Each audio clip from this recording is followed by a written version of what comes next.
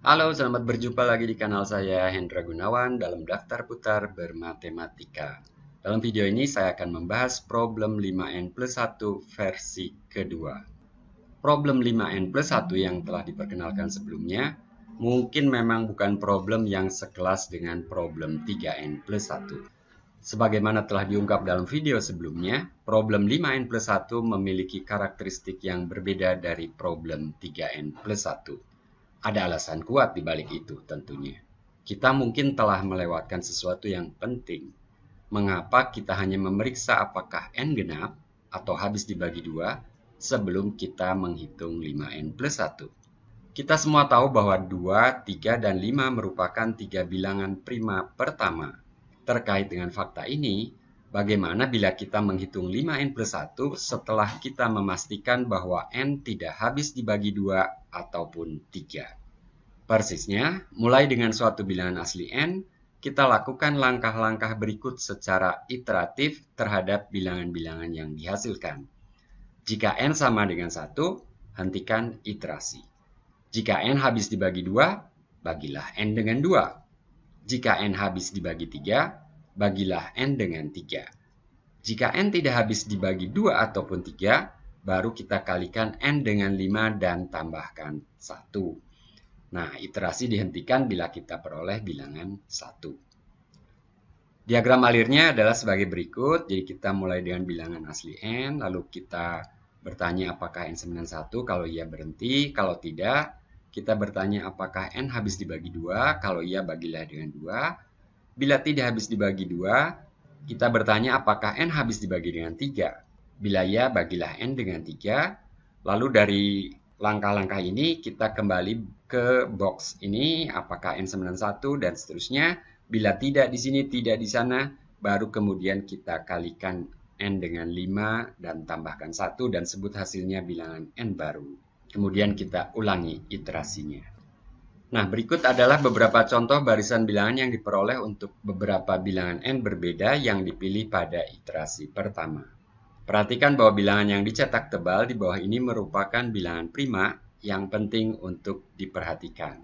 Contoh pertama, contoh A, kita mulai dengan bilangan 5. Bilangan 5 tidak habis dibagi 2 ataupun 3, jadi kita kalikan dengan 5 dan tambahkan 1. Hasilnya 26. 26 bilangan genap, habis dibagi 2, hasilnya 13. Bilangan 13 adalah bilangan prima, jadi kita kalikan 5 dan kemudian tambahkan 1, hasilnya 66. Ini habis dibagi 2, kita bagi 2 hasilnya 33, 33 habis dibagi 3, kita bagi dengan 3 hasilnya 11, dan seterusnya.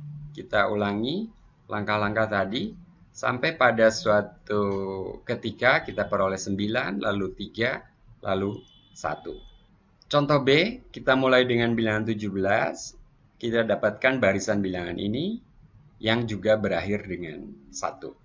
Contoh berikutnya, kita mulai dengan bilangan 19, kita peroleh barisan bilangan ini yang juga berakhir dengan 1. Lalu bilangan berikutnya 23, kita peroleh barisan yang agak panjang, namun pada suatu ketika kita peroleh bilangan 17, yang tentunya nanti akan berulang seperti pada contoh B.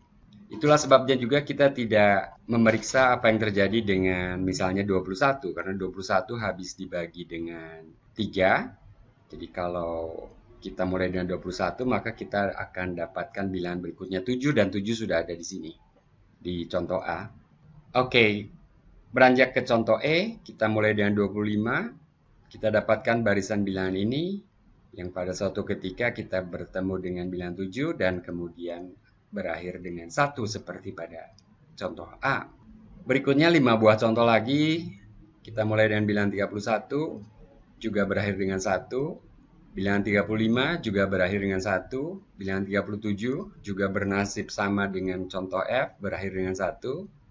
Kita mulai dengan bilangan 41, agak panjang yang terjadi di sini, tetapi pada akhirnya akan bernasib sama seperti pada contoh B. Dan kemudian 47, kita peroleh barisan yang juga berakhir dengan 1, seperti pada contoh H.